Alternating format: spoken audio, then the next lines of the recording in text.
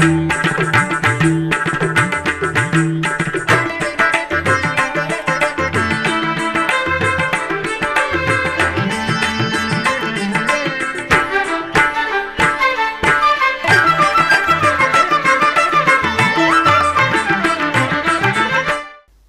నమో వెంకటేశాయ.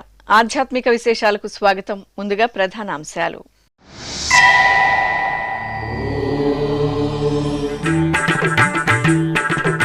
తిరుపతి శ్రీ వెంకటేశ్వర వేద విశ్వవిద్యాలయంలో అనఘాష్టమి వ్రతం. శ్రీ అనఘాదేవి సమేత శ్రీ దత్తాత్రేయ స్వామివారికి విశేష క్రతువులు.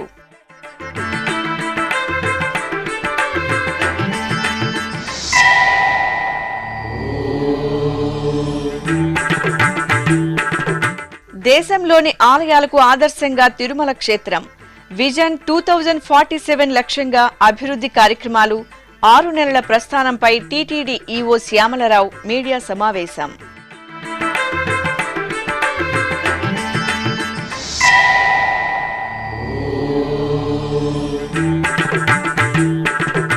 దేవుని గడప శ్రీ లక్ష్మీ వెంకటేశ్వర స్వామి ఆలయంలో ఉత్సవ శోభ. శ్రీ గోదాదేవి అమ్మవారికి స్నపన తిరుమంజనం, తిరుచి ఉత్సవం.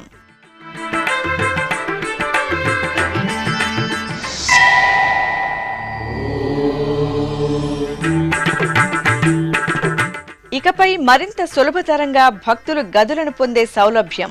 తిరుమలలో ఉప విచారణ కార్యాలయాన్ని ప్రారంభించిన టీటీడీ ఈవో.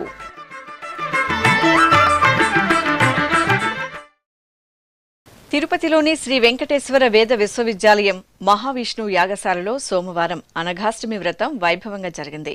త్రిమూర్తి స్వరూపుడైన శ్రీ దత్తాత్రేయ స్వామి జన్మ నక్షత్రాన్ని పురస్కరించుకుని తిరుమల తిరుపతి దేవస్థానం ఆధ్వర్యంలో అనఘాష్టమి వ్రతాన్ని నిర్వహించారు. అనఘాష్టమి వ్రతాన్ని నిర్వహించిన వ్రతంలో పాల్గొన్న పాపాలు తొలగి శుభాలు వనగూరుతాయని ఐతిహ్యం. ఈ క్రమంలో శ్రీ అనఘాదేవి సమేత శ్రీ దత్తాత్రేయ స్వామివారి చిత్రపటాన్ని పసుపు, కుంకుమ, పుష్పాలతో చూడ చక్కగా అలంకరించి యాగశాలలో ఉంచారు. ఆపై శ్రీ వెంకటేశ్వర సంగీత నృత్య కళాశాల అధ్యాపకులు, విద్యార్థులచే నిర్వహించిన మంగళ వాయిద్య కార్యక్రమంతో వ్రతాన్ని మంగళకరంగా ప్రారంభించారు. అనంతరం ప్రముఖ పండితులు డాక్టర్ ఏవీఆర్ భరద్వాజ్ సంకల్ప పూజలు నిర్వహించగా గోళి వెంకట సుబ్రహ్మణ్య శర్మ ఆధ్వర్యంలో గణపతి పూజ, కలశ స్థాపన జరిపి అనఘాష్టమి వ్రతాన్ని సంప్రదాయ శోభితంగా జరిపారు. ఓం సుముఖాయ నమః, ఓం ఏకదంతాయ నమః, ఓం కపిలాయ నమః, ఓం గజకర్ణకాయ నమః, ఓం లంబోదరాయ నమః, ఓం వికటాయ నమః, ఓం విఘ్నరాజాయ నమః, ఓం గణాధిపాయ నమః, ఓం ధూమకేతవే నమః, ఓం గణాధ్యక్షాయ నమః, ఓం బాలచంద్రాయ నమః, ఓం గజాననాయ నమః, ఓం వక్రతుండాయ నమః, ఓం శూర్పకర్ణాయ నమః, ఓం హేరంబాయ నమః, ఓం స్కందపూర్వజాయ నమః, ఓం సర్వసిద్ధిప్రదాయకాయ నమః. శ్రీమహాగణాధిపతయే నమః. నానావిధ పరిమళపత్రపుష్పాక్షదాన్ సమర్పయామి. ధూపః వనస్పత్యుర్భవేర్దివ్యైర్నానాగంధైః సుసంయుతః ఆఘ్రే సర్వదేవానాం ధూపోऽयं प्रतिगृह्यताం. మహాగణాధిపతయే నమః. ధూపమాఘ్రాపయామి. సాత్యంత్రవృత్తసంయుక్తం బంధనా యోజితం ప్రియం గృహాణ మంగళం దీపం త్రైలోక్య విరామః. భక్త్యా దీపం ప్రయిచ్ఛామి దేవాయ పరమాత్మనే. రాహిమానర్గాద్ఘోరాద్ దివ్యజ్యోతిర్నమోస్తుతే. శ్రీమహాగణాధిపతయే నమః. దీపం దర్శయామి. ధూపదీపానంతరం ఆచమనీయం సమర్పయామి. నైవేద్యం ఓం భూర్భువస్సువః సత్యం వర్తేన పరిషించామి. అమృతమస్తు అమృతోపస్తన్వసి. శ్రీమహాగణాధిపతయే నమః. ఫలం నివేదయామి. ఓం ప్రాణాయ స్వాహా, ఓం అపానాయ స్వాహా, ఓం జ్ఞానాయ స్వాహా, ఓం ఉదానాయ స్వాహా, ఓం సమానాయ స్వాహా. మధ్యే మధ్యే పానీయం సమర్పయామి. అమృతాపిధానమసి. ఉత్తరాభోజనం సమర్పయామి. హస్తౌ ప్రక్షాళయామి. పాదౌ ప్రక్షాళయామి. ఆచమనీయం సమర్పయామి. తాంబూలం. ఈ సందర్భంగా అన్నమాచార్య ప్రాజెక్టు కళాకారులు అన్నమయ్య సంకీర్తనలను రసరమ్యంగా ఆలపించారు. ఆపై పండితులు డాక్టర్ సుబ్రహ్మణ్య ఖిడే క్షమాప్రార్థన జరిపి మహామంగళహారతులు అందజేశారు. తిరుమల క్షేత్రాన్ని ఆదర్శ నగరంగా తీర్చిదిద్దడమే తిరుమల విజన్ 2047 లక్ష్యమని టీటీడీ ఈవో జె శ్యామలరావు తెలిపారు. తిరుమలలో గత 6 నెలల్లో జరిగిన అభివృద్ధిపై ఈవో తిరుమలలోని అన్నమయ్య భవనంలో ఆదివారం ఉదయం మీడియా సమావేశాన్ని నిర్వహించారు. ఈ సందర్భంగా ఆయన మాట్లాడుతూ విజన్ డాక్యుమెంటుకు అనుగుణంగా ప్రణాళికలు రూపొందిస్తున్నట్టు తెలియజేశారు. ముఖ్యమంత్రి నారా చంద్రబాబు నాయుడు ఆదేశాల మేరకు భక్తులకు మరింత నాణ్యంగా అన్నప్రసాదాలు, వసతి, మౌలిక సదుపాయాలను కల్పించామని వెల్లడించారు. తిరుమలను దేశంలోనే ఆలయాలకు ఆదర్శప్రాయంగా తీర్చిదిద్దడానికి ప్రణాళికలు రూపొందిస్తున్నామని పేర్కొన్నారు. తిరుమలతో పాటు నరక మార్గాలను, భక్తులకు వసతులను పెంపొందిస్తామని చెప్పారు. ఈ సమావేశంలో టీటీడీ అదనపు EO CH Venkaiah Chowdary, JEO M Gautami, CV and SO Sridhar, ఇతర అధికారులు పాల్గొన్నారు. ఓం నమో వెంకటేశాయ. తిరుమల తిరుపతి దేవస్థానం గత 6 నెలలుగా భక్తులకు మెరుగైన సౌకర్యాలు అందజేయడానికి అనేక చర్యలు తీసుకుంది.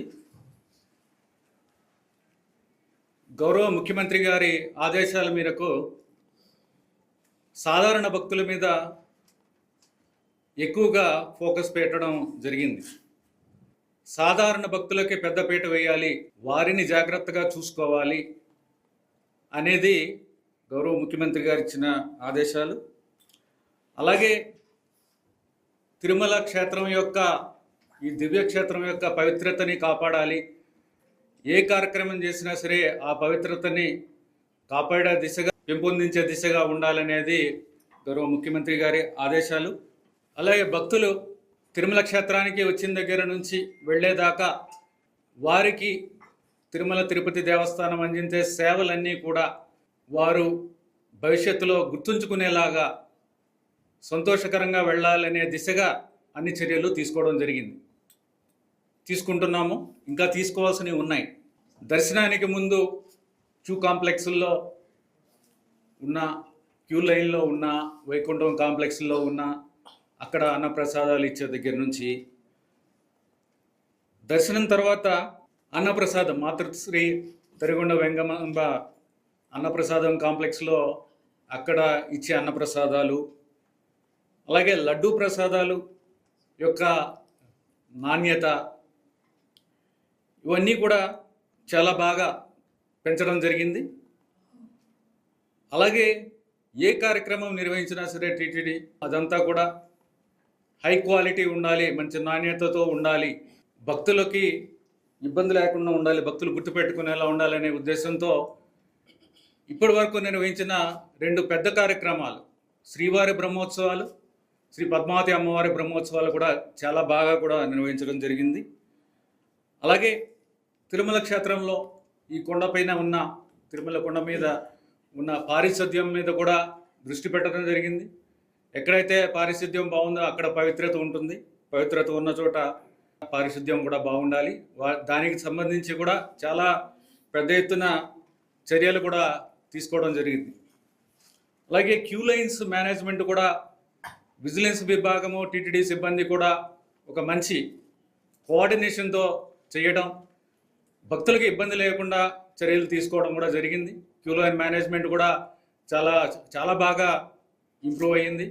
ఎడిషనల్ ఈవో గారు కూడా పర్సనల్గా వెళ్ళి ఈ queue line management time to time చూసుకోవడం, అలాగే ఎప్పుడైతే ఇంటర్వెన్షన్ అవసరం ఉంటుందో, ఎక్కువగా భక్తులు ఉన్నప్పుడు కూడా స్వయంగా వెళ్ళి చూసుకోవడం, నేను కూడా అప్పుడప్పుడు వెళ్ళి చూడటం కూడా జరుగుతుంది.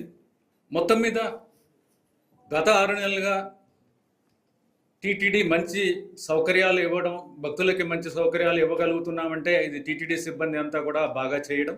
ఎడిషనల్ ఈవో గారు, జేఈఓలు, సివిఎస్ఓ గారు, అందరు అధికారులు, అలాగే సిబ్బంది, అలాగే మీడియా కూడా మాకు చాలా మంచి సహకారం అందించింది. ఏదైనా పాజిటివ్గా కవర్ చేయడం, ఏమైనా ఇబ్బందులు ఉన్నప్పుడు మాకు తెలియజేయడం, ఆ ఇబ్బందులని గ్రహించి మేము కూడా దాన్ని కరెక్ట్ చేసుకోవడం, ఇవన్నీ కూడా చేయడం జరిగింది. ఇంకా భవిష్యత్తులో ఇంకా చాలా కార్యక్రమాలు చేయాల్సినవి ఉన్నాయి. దాతలు నిర్మించిన అతిథి గృహాలు ఏవైతే ఉన్నాయో వాటి గురించి ఇంతకుముందు కూడా మాట్లాడడం జరిగింది.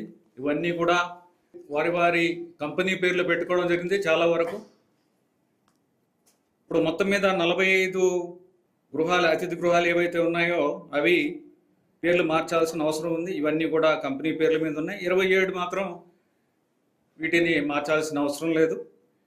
వీటిని, ఈ పేర్లన్నీ కూడా ఆధ్యాత్మిక పేర్లు ఉండాలి, లేకపోతే ధార్మిక పేర్లు ఉండాలి, క్షేత్రం యొక్క పవిత్రతని ప్రతిబింబించేలాగా ఉండాలి అనేది బోర్డు యొక్క ఉద్దేశం, టీటీడీ యొక్క ఉద్దేశం.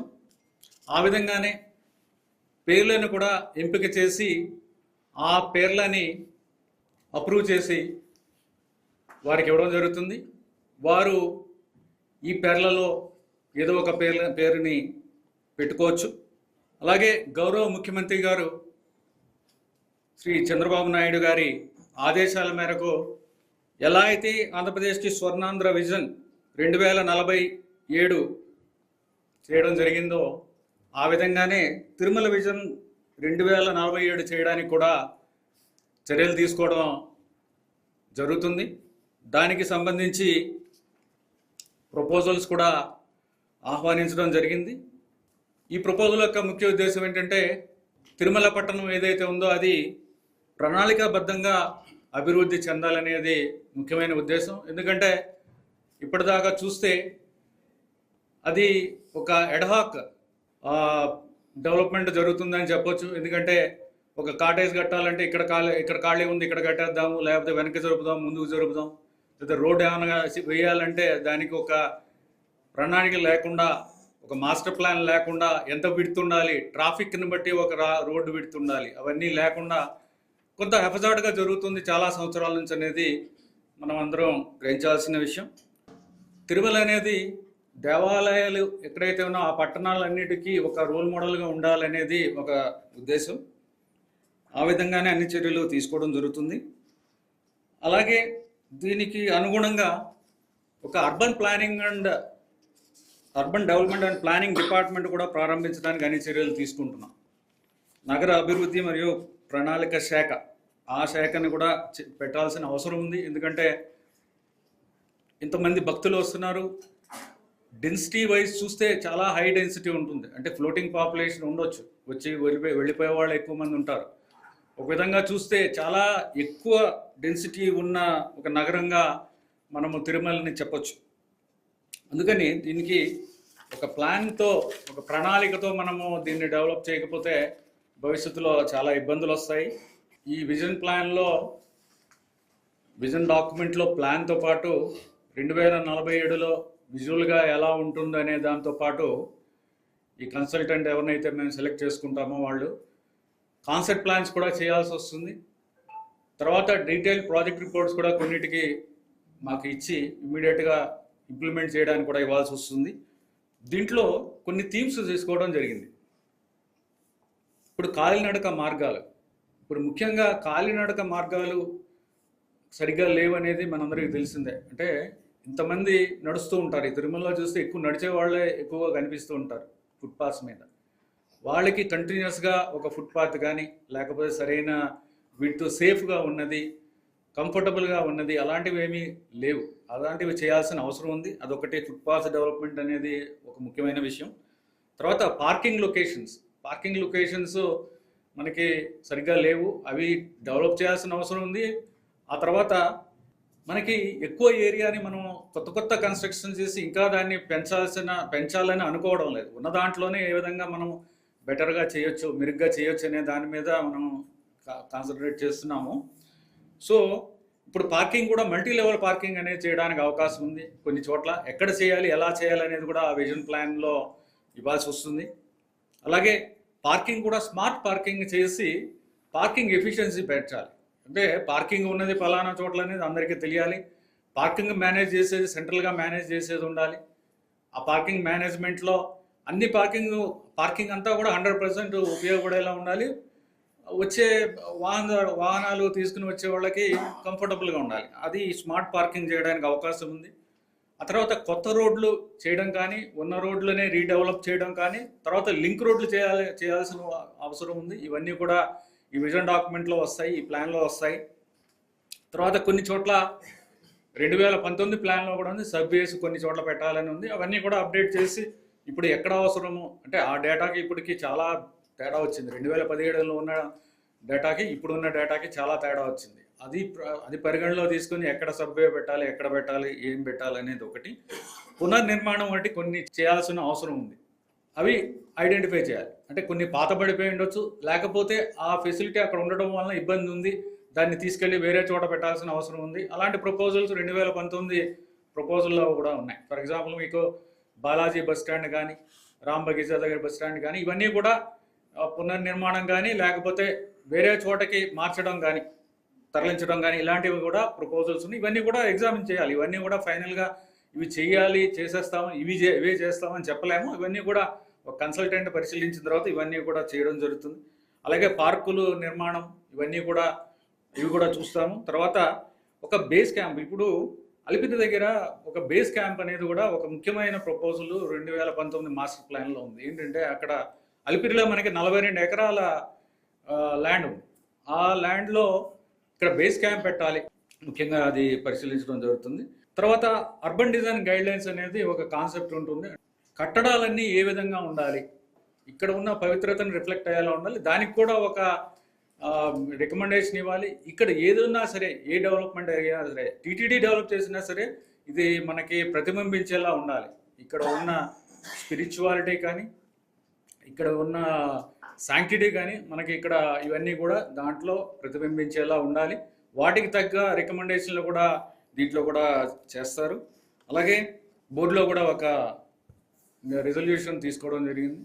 వారిని వేరే ప్రభుత్వ శాఖలో అబ్జర్వ్ చేయడం కానీ, లేకపోతే వాళ్ళకి విఆర్ఎస్ అంటే స్వచ్ఛంద పదవీ విరమణ పథకం ఒకటి చేసి వాళ్ళకి వాలంటరీగా వాళ్ళు దాన్ని ఆప్ చేసుకునేలాగా చేయడానికి ఒక నిర్ణయం తీసుకోవడం జరిగింది. దాని ప్రకారం ఇప్పటికే ప్రభుత్వానికి ఒక లేఖ రాయడం జరిగింది. 31 మంది ఉన్నారు, వీరందరినీ కూడా వేరే శాఖలో తీసుకోవడానికి పరిశీలించండి అనేది ఒకటి.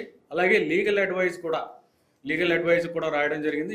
కోర్టు కేసులు ఉన్నాయి కాబట్టి ఇప్పుడు ఇలాంటి విఆర్ఎస్ ఇవ్వడం కానీ, వేరే డిపార్ట్మెంట్లకి ఇవ్వడానికి కానీ ఏమైనా ఇబ్బందులు ఉంటాయనేది కూడా లీగల్ ఒపీనియన్ కూడా రాయడం జరిగింది. ఇవి రాగానే దీని మీద చర్యలు తీసుకోవడం జరుగుతుంది. ఇవన్నీ కూడా బోర్డుకి పెట్టి దాని మీద ఫైనల్గా ఏం చేయాలనేది కూడా నిర్ణయించడం జరుగుతుంది. భక్తులకి ఇబ్బంది కలిగించే విషయాల్లో ఒకటి ముఖ్యమైనది ఈ షాపులు, తర్వాత తట్టలు ఏవైతే ఉన్నాయో ఇవి అనాథరైజ్డ్గా ఉండటం, లేకపోతే మొత్తం మీద రోడ్డు మీద పర్మిషన్ లేకుండా ఆక్రమించడం. అంటే నేను చెప్పాను కదా ఇందాక, నడిచే వాళ్ళకి ఉన్నదే అసలు కరెక్ట్గా నిర్మించిందే మనకి ప్లాన్ లేకుండా నిర్మించాం. దాంతోపాటుగా ఈ రోడ్ల మీద ఆక్రమణలు చేయడం వలన ఫుట్పాత్ మీద కాలినడకన వెళ్ళే వాళ్ళకి చాలా ఇబ్బంది అయిపోతుంది. ఇవన్నీ కూడా చాలా స్ట్రిక్ట్గా మేము ఇంప్లిమెంట్ చేస్తాము. విభాగం ఉంది టీటీడీలో, అంటే సనాతన హిందూ ధర్మాన్ని ప్రచారానికి, పరిరక్షణకి సుమారు 100 కోట్లు టీటీడీ నుంచి ఖర్చు పెడుతున్నాము. ఈ కార్యక్రమాలన్నీ బాగా జరుగుతున్నాయి, కానీ కొన్ని లోటుపాట్లు గ్రహించడం జరిగింది. సో వీటిని ఏ విధంగా మనము సరిదిద్దుదామనే విషయంలో గత 3 సంవత్సరాలు జరిగిన కార్యక్రమాల మీద ఒక ఆడిట్ చేయించి వాటిలో ఉన్న లోటుపాట్లను గ్రహించి ఒక పకడ్బందీగా ఒక ప్రణాళిక ప్రకారం ఈ లోటుపాట్లు భవిష్యత్తులో తలెత్తకుండా ఉండేలాగా చర్యలు తీసుకోవడం అనేది ఒక ముఖ్య ఉద్దేశం. అలాగే ఒక ఎక్స్పర్ట్ కమిటీని వేసి ఉన్న ప్రోగ్రాంలని సమీక్షించడం, ఏ ప్రోగ్రామ్ని ఇంకా మెరుగుపరచవచ్చు, ఏ ప్రోగ్రాం అవసరం లేదు, కొత్త ప్రోగ్రాములు ఏమి పెట్టవచ్చు, ఇవన్నీ కూడా చేయడానికి ఒక ఎక్స్పర్ట్ కమిటీని వేస్తున్నాము. అంటే వీటిలో మనకున్న ప్రోగ్రాంలో ఒక గ్యాప్ అని చెప్పొచ్చు. ఇంకా చేయగలిగింది యూత్ ఎంగేజ్మెంట్, యువతని భాగస్వామ్యం చేయడం అనేది ఒకటి గ్యాప్ ఒకటి కనిపిస్తుంది. ఎందుకంటే ఆ విషయం గురించి మీకు బాగా తెలుసు. యువతని భాగస్వామ్యం చేయడం అనేది చాలా ముఖ్యం. తర్వాత స్పిరిచువల్ కౌన్సిలింగ్, మనకి ఇక్కడికి వచ్చిన వాళ్ళు అంటే దర్శనం చేసుకుని వెళ్ళిపోతారు, వాళ్ళకి స్పిరిచువల్ కౌన్సిలింగ్ అనేది కూడా ఒక ముఖ్యమైన విషయం. దీంట్లో కూడా టీటీడీ ఒక పకడ్బందీగా ఒక ప్లాన్ చేయాల్సిన అవసరం ఉంది. ప్రభుత్వ సలహాదారుగా ఉన్న చాగంటి కోటేశ్వరరావు గారు కూడా దీనికి ఒప్పుకున్నారు. వారి ద్వారా మిగిలిన ఎక్స్పర్ట్స్ కూడా తీసుకుని వారి సలహాలు తీసుకుని దీన్ని ఏ విధంగా మెరుగ్గా చేయొచ్చు అనేది కూడా చేస్తాము. రోజుకి మనకి 70 నుంచి 80 వేల మంది భక్తులు దర్శనం చేసుకుంటున్నారు. దీంట్లో వీళ్ళందరికీ ఇస్తున్న సర్వీసులన్నీ కూడా ఎఫిషియెంట్గా, ట్రాన్స్పరెంట్గా చేయాలంటే ఈ మాన్యువల్ ప్రాసెసెస్, అంటే మాన్యువల్ అంటే ఇంకా మనము మన మనుషులతో కూడిన సర్వీసులు అనేది చాలా వరకు మనం తగ్గించడానికి అవకాశం ఉంది. సో వాటిల్లో ఏ విధంగా చేసి ఎఫిషియన్సీ పెంచవచ్చు, అలాగే పారదర్శకత ఎలా పెంచవచ్చు అనేది కూడా స్టడీ చేస్తున్నాము. ఎందుకంటే భారతదేశంలో ప్రజలందరూ కూడా టెక్నాలజీని తొందరగా అడాప్ట్ చేసుకుంటారు. మొదలు పెట్టిన తర్వాత కొంతమంది ఉపయోగించుకునేది, తర్వాత ఎక్కువ మంది ఉపయోగించడం మొదలు పెడతారు. ఎలా అయితే మొబైల్ అప్లికేషన్స్ అని ఇప్పుడు ఏ విధంగా అందరూ వాడటం మొదలెట్టారో, అదేవిధంగా ఒకసారి స్టార్ట్ అయిన తర్వాత అది భవిష్యత్తులో కూడా చాలా బాగా అదే ముఖ్యమైనది అవ్వచ్చు ఆ సర్వీస్. సో రెండు కూడా టెక్నాలజీతో పాటు మాన్యువల్గా కూడా ఉంటుంది, బట్ టెక్నాలజీ కొన్నిటిలో ప్రారంభించాల్సిన అవసరం ఉంది. కడప జిల్లా దేవునికడప శ్రీ లక్ష్మీ వెంకటేశ్వర స్వామివారి ఆలయంలో గోదాదేవి అమ్మవారికి స్నపనాభిషేకం శోభాయమానంగా జరిగింది. తిరుమల తిరుపతి దేవస్థానం అనుబంధంగా ఉన్న ఈ ఆలయంలో పుబ్బ నక్షత్రాన్ని పురస్కరించుకుని అర్చకులు అభిషేకం చేశారు. కలశ పూజ, పుణ్యాహవచనం, విశ్వక్సేనారాధనలు నిర్వహించిన తరువాత పంచామృతాలు, విశేష సుగంధ పరిమళ ద్రవ్యాలతో అభిషేకం జరిపారు. ఆపై పసుపు, చందనం, తులసి మాలలను అమ్మవారికి సమర్పణ చేసి పవిత్ర జలాలతో సహస్రధారల నడుమ స్నపన తిరుమంజనం నిర్వహించి ధూపదీప నైవేద్యాలు సమర్పించారు.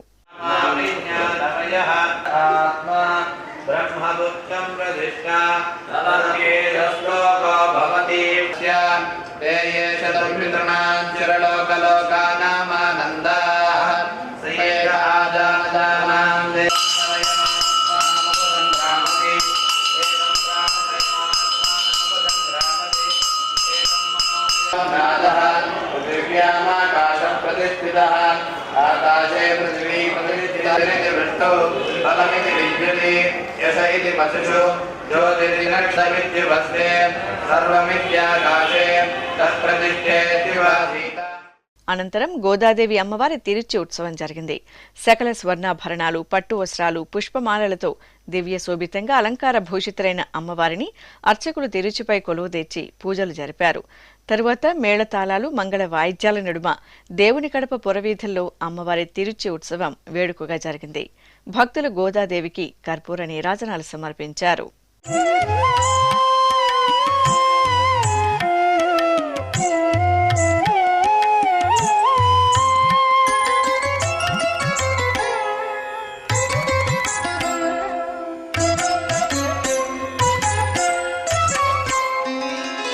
జయలక్ష్మీ వరలక్ష్మీ జయలక్ష్మీ వరలక్ష్మీ సంగ్రామ వీరలక్ష్మీ జయలక్ష్మీ వరలక్ష్మీ సంగ్రామ. గుంటూరు నగరంలోని ప్రసిద్ధ శ్రీరామక్షేత్రంలో నిర్వహించిన తెప్పోత్సవం భక్తులను తన్మయలం చేసింది. రామక్షేత్రంలో విశేషంగా జరుగుతున్న బ్రహ్మోత్సవాలలో భాగంగా తెప్పోత్సవం నిర్వహించారు. సీతాలక్ష్మణ సమేత శ్రీరామచంద్రమూర్తి ఉత్సవాలను అర్చకులు సర్వాంగ సుందరంగా అలంకరించి వర్ణశోభిత పుష్పతోరణాలతో అందంగా తీర్చిదిద్దిన తెప్పలపై వేంచేపు చేశారు. భక్తి సంకీర్తనలు, మేళతాళాలు, భక్తుల రామనామ స్మరణల నడుమ రామక్షేత్రం ప్రాంగణంలోని తీర్థంలో తెప్పోత్సవాన్ని నయన మనోహరంగా నిర్వహించారు.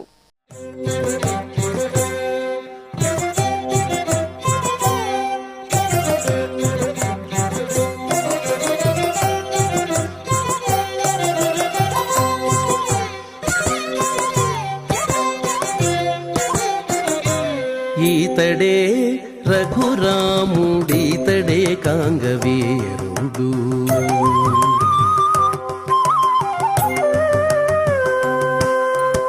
ఈతడే రఘురాముడీతడే కాంగవీరుడు ఈతడే రఘురాముడీతడే కాంగవీరుడు.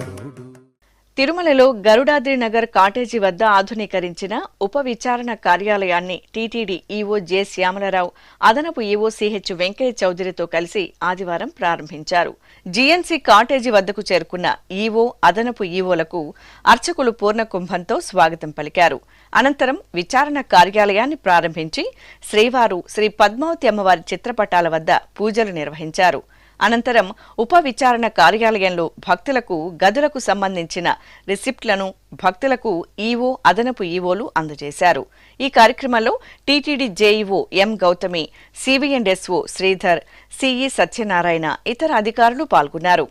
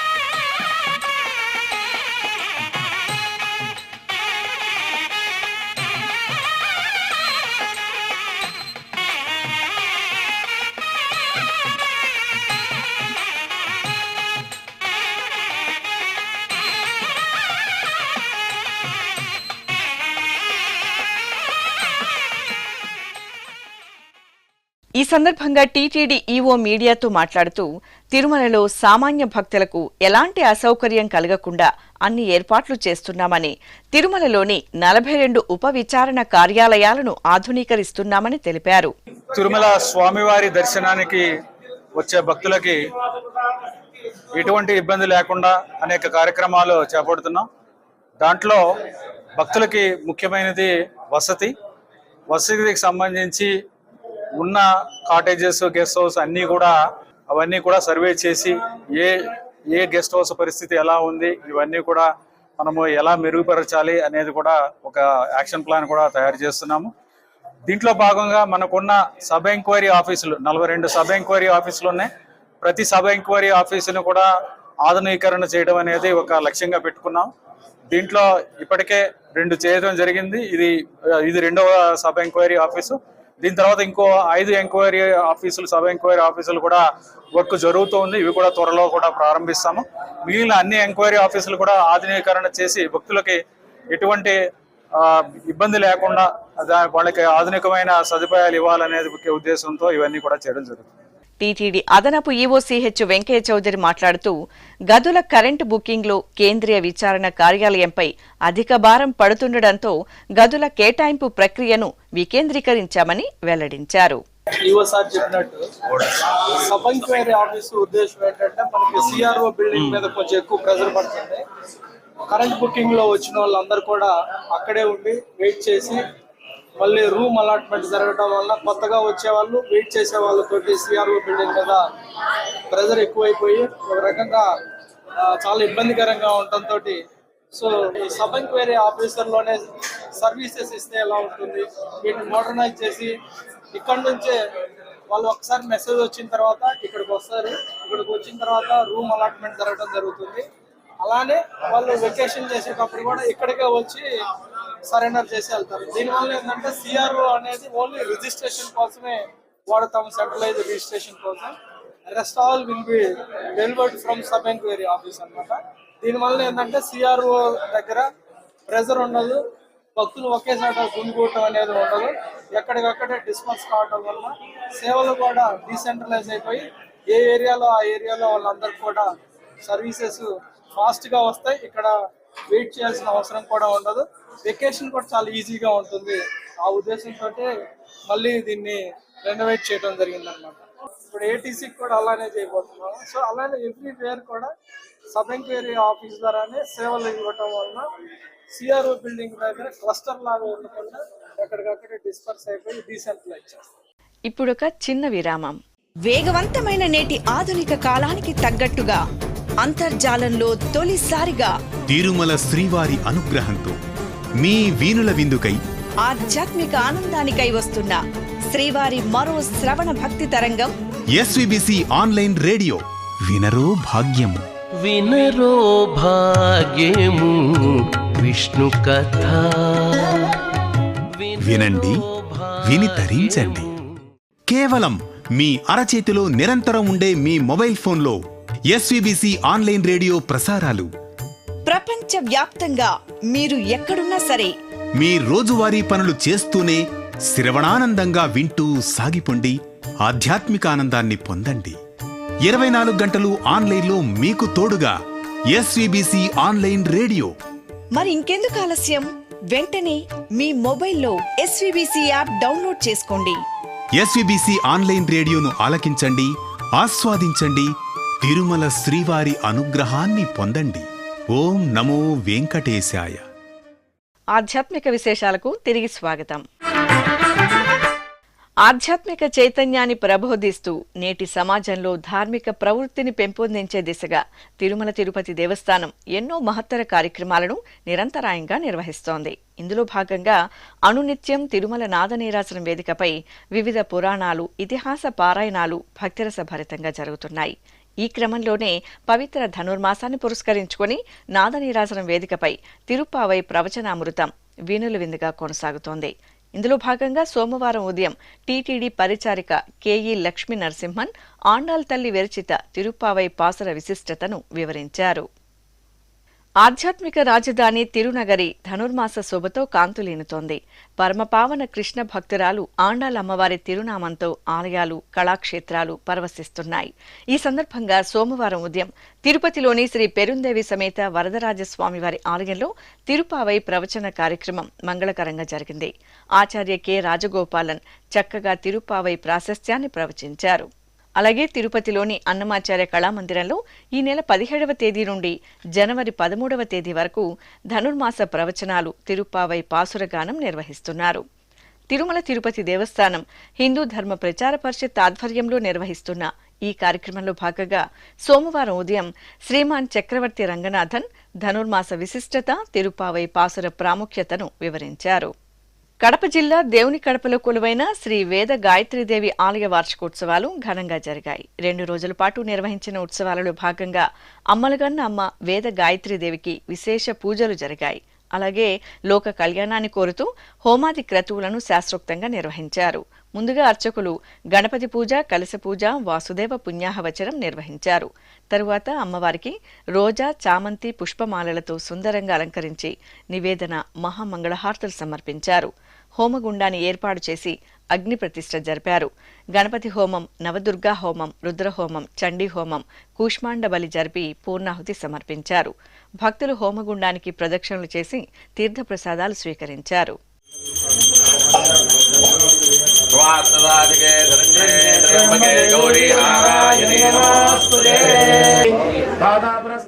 ప్రకాశం జిల్లా ఒంగోలు నగరం ఐశ్వర్య నగర్లోని భగవాన్ శ్రీ మురళీకృష్ణ మందిరం ఆధ్యాత్మిక వాతావరణంతో ఉత్సవ శోభన సంతరించుకుంది. ధనుర్మాస వేడుకల్లో భాగంగా ఒంగోలు గోవింద పాదయాత్ర బృందం కమిటీ ఆధ్వర్యంలో శ్రీ లక్ష్మీ పద్మావతి సమేత శ్రీ వెంకటేశ్వర స్వామివారికి స్నపన తిరుమంజనం నిర్వహించారు. ఉత్సవాలను స్నానపీఠంపై వేంచెబు చేసిన అర్చకులు పలు రకాల పరిమళ భరిత ద్రవ్యాలతో స్నపనాభిషేకం జరిపి హారతులు అందజేశారు. తరువాత ఆలయ ప్రాంగణంలో లోక కళ్యాణాన్ని కాంక్షిస్తూ సుదర్శన హోమాన్ని నిర్వహించి మహాపూర్ణాహుతి సమర్పించారు.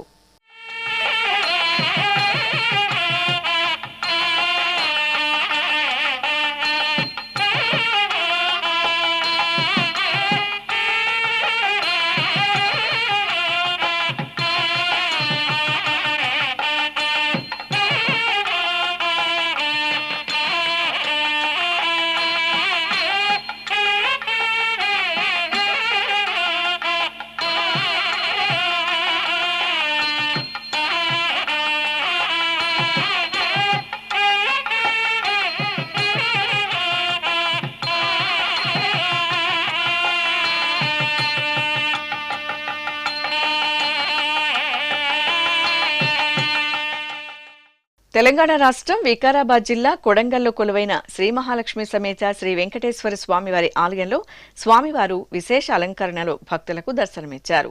ధనుర్మాసోత్సవాలను పురస్కరించుకుని అర్చకులు స్వామివారికి ప్రాతకాల ఆరాధనలు పూర్తి చేసి బంగారు ఆభరణాలు పూలమాలలతో సర్వాంగ సుందరంగా అలంకరించారు. అనంతరం స్వామివారికి తిరుపావై పాసుర నివేదన జరిపి మహామంగళహారతులు సమర్పించారు. ఈ సందర్భంగా అర్చకులు తిరుపావై పాసుర విశిష్టతను ఆసక్తికరంగా ప్రవచించారు.